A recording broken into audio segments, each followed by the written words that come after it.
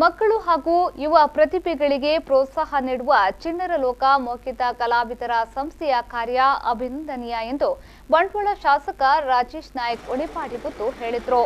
ಕನ್ನಡ ಮತ್ತು ಸಂಸ್ಕೃತಿ ಇಲಾಖೆ ಬೆಂಗಳೂರು ಮತ್ತು ಚಿಣ್ಣರ ಲೋಕ ಮೌಖಿಕ ಕಲಾವಿದರ ಸೇವಾ ಟ್ರಸ್ಟ್ ಬಂಟ್ವಾಳ ಇದರ ಆಶ್ರಯದಲ್ಲಿ ಬೀಚ್ ರೋಡ್ನ ಬ್ರಹ್ಮಶ್ರೀ ನಾರಾಯಣಗುರು ಮಂದಿರದ ಬಳಿ ಹಾಕಲಾದ ಕೀರ್ತಿ ಶೇಷ ಪದ್ಮಶ್ರೀ ಡಾಕ್ಟರ್ ಕದ್ರಿ ಗೋಪಾಲನಾಥ್ ವೇದಿಕೆಯಲ್ಲಿ ಜನವರಿ 1ರವರೆಗೆ ನಡೆಯಲಿರುವ ಕರಾವಳಿ ಕಲೋತ್ಸವ 2019-20 ಉದ್ಘಾಟಿಸಿ ಅವರು ಮಾತನಾಡುತ್ತಿದ್ದರು.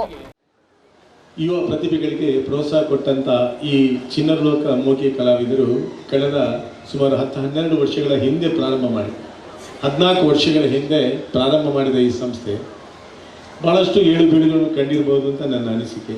ಯಾಕೆಂದರೆ ಇಂಥ ಸಂಸ್ಥೆಯನ್ನು ಪ್ರಾರಂಭ ಮಾಡುವಾಗ ಕಷ್ಟದ ಒಬ್ಬ ಕಲಾವಿದನಾಗಿ ಯುವಕನಾಗಿ ಜನರು ಅಷ್ಟು ಬೇಗದಲ್ಲಿ ಅದಕ್ಕೆ ಸ್ಪಂದನೆ ಕೊಡಲಿಕ್ಕೆ ಕಷ್ಟ. ಆ ಸಂದರ್ಭದಲ್ಲಿ ಮೋಹನ್ದಾಸ್ ಕೊಟ್ಟಾರಿ ಅವರು ಇದನ್ನು ಪ್ರಾರಂಭ ಮಾಡಿ ಇವತ್ತು ಸುಮಾರು 470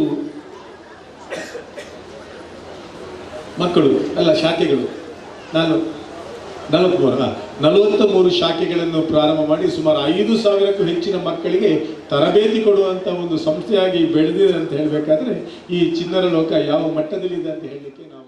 ಇದೇ ವೇಳೆ ಚಿಣ್ಣರ ಚಿತ್ತಾರ ಚಿತ್ರಕಲೆ ವಸ್ತು ಪ್ರದರ್ಶನ ಅಮ್ಯೂಸ್ಮೆಂಟ್ ಪಾರ್ಕ್ಗಳನ್ನು ಉದ್ಘಾಟಿಸಲಾಯಿತು. ಯಕ್ಷಗಾನ ಕಲಾವಿದ ಸಂಘಟಕ ಸರಪಾಡಿ ಅಶೋಕ್ ಶೆಟ್ಟಿ ಅವರಿಗೆ ಕರಾವಳಿ ಸೌರಭ ಪ್ರಶಸ್ತಿಯನ್ನ ಪ್ರದಾನ ಮಾಡಲಾಯಿತು.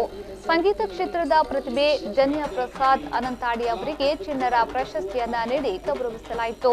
ಚಿಣ್ಣರೋತ್ಸವ 2019 ಅಧ್ಯಕ್ಷ ಮಾಸ್ಟರ್ ಆಶ್ಲೇಷ್ ಕೆ, ಕಲಾವಿದೆ ದೀಕ್ಷಾ ಡಿ ರೈ ಪುತ್ತೂರು, ತಹಶೀಲ್ದಾರ್ ರಶ್ಮಿ ಎಸ್ಆರ್, ಮಾಜಿ ಪುರಸಭಾ ಸದಸ್ಯ ದೇವದಾಸ್ ಶೆಟ್ಟಿ ಮೊದಲಾದವರು ಉಪಸ್ಥಿತರಿದ್ದರು.